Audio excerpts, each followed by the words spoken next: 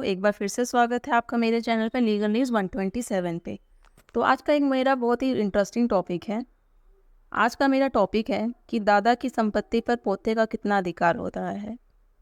तो वीडियो में एंड तक बने रहिएगा, ये मैं आपको विस्तार से बताऊंगी। इस पे कोर्ट ने एक अहम बड़ा ही फैसला सुनाया है।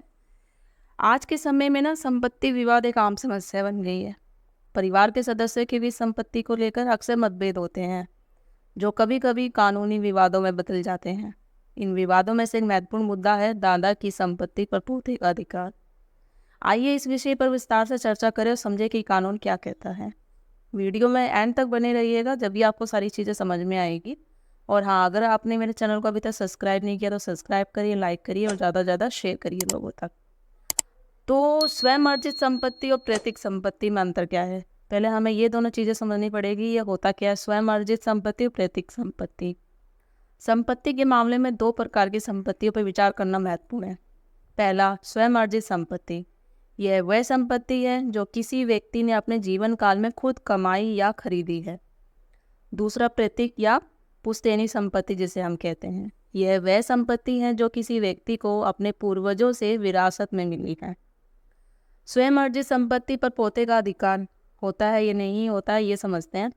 दादा की स्वयं अर्जित संपत्ति पर पोते का कोई जन्मसिद्ध अधिकार नहीं होता है। अगर दादा बिना वसीयत लिखे मृत्यु को प्राप्त होते हैं तो उनकी स्वयं अर्जित संपत्ति उनके तत्काल कानूनी वारिसों को मिलेगी। कौन से वारिस होते हैं इनमें से? वो है दादा की पत्नी मतलब दादी, दादा के पुत्र मतलब जो पोते के पिता हैं, और दादा की पुत्रियाँ, इनको मिलेगी। इस स्थिति में पोते को सीधे कोई हिस्सा नहीं मिलेगा। वह अपने पिता के माध्यम से ही संपत्ति का हिस्सेदार बन सकता है। दूसरा क्या है, प्रैतिक संपत्ति पर पोते का अधिकार है या नहीं। प्रैतिक संपत्ति के मामले में पोते का जन्मसिद्ध अधिकार होता है। ये वह संपत्ति होती है, जैसे मैंने आपको बताया ना, जो खुद हम कमाते हैं, खुद कमाई हुई हो। यह अधिकार उसी तरह का होता है जैसे उसके पिता या दादा का अपने पूर्वजों से मिली संपत्ति पर होता है। हालांकि यहाँ पे कुछ नियम नहीं है, और फिर कुछ 2-4 पॉइंट है वो बताती हूँ आपको। जैसे दादा की मृत्यु पर प्रैतिक संपत्ति सीधे पोते का कोई नहीं है, बल्कि उसे पिता को मिलेगी। पोते को अपना हिस्सा उसके पिता से प्राप्त होगा। अगर पिता हिस्सा देने से इनकार करते हैं तो पोता कानूनी कार्रवाई कर सकता है। अब इसमें विवाद निपटान और कानूनी क्या उपाय है?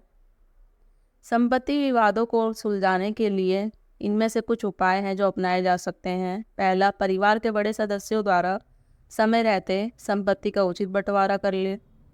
दूसरा, वसीयत लिखकर अपनी इच्छा स्पष्ट करना। तीसरा, विवाद की स्थिति में दीवानी न्यायालय में जाना। संपत्ति विवादों से बचने के लिए यह महत्वपूर्ण है कि परिवार के सदस्य एक दूसरे के अधिकारों का सम्मान करें और खुले संवाद के माध्यम से मतभेदों को सुलझाएं। साथ ही कानूनी प्रावधानों की जानकारी रखना भी आवश्यक है ताकि अनावश्यक विवादों से बचा जा सके। अंत में याद रखें कि परिवार के रिश्ते किसी भी संपत्ति से कहीं अधिक मूल्यवान होते हैं। तो मैं तो यही कहना चाहूँगी, संपत्ति, ये पैसा वैसा, ये तो कमाए जा सकते हैं। इन चक्करों में आपको आपस में लड़ना, ये सही बात नहीं होती। मैं अपनी ये जो सारी जानकारी अपने चैनल पर देती हूँ ना, सिर्फ लोगों को जागरूकता करने के लिए देती हूँ कि काफ़ी लोगों को ये सारी चीज़ें पता होनी चाहिए, या जिनको नहीं पता है उनको भी अवेयरनेस होनी चाहिए, जागरूकता मिले कि क्या क्या चीज़ें हैं, कैसे कानून के क्या है तरीके, जिस तरीके से आप कर सकते हैं। मैं अपने किसी भी राय और दावे का समर्थन नहीं करती। मतलब मैंने ये जो सारी चीज़ें, मैं आपको सारी चीज़ें बताती हूँ, सिंपल सी बात है, ये सारी चीज़ें इकट्ठे करके नेट के ज़रिए सारी चीज़ें हैं, और जितनी मुझे नॉलेज है मैं चाहती हूँ लोगों को ज़्यादा से ज़्यादा मिले। आपको ये मेरी वीडियो पसंद आई होगी तो लाइक करें, शेयर करें, सब्सक्राइब करें, साथ ही बेल आइकन दबा दीजिए। जल्दी मिलती हूँ मैं आपको ऐसे ही एक इंटरेस्टिंग टॉपिक के साथ। तब तक